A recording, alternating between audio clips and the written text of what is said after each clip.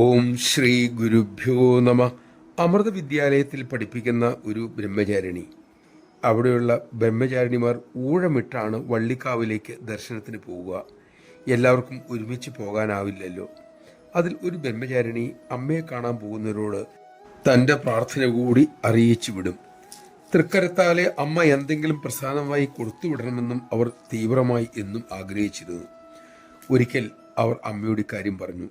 അമ്മ പറഞ്ഞു, മോൾക്ക് വരാൻ പറ്റാത്തപ്പോൾ അമ്മയ്ക്ക് 2 വരി കുറിച്ച് വരുന്നവരുടെ അടുത്ത് കൊടുത്തുവിടൂ.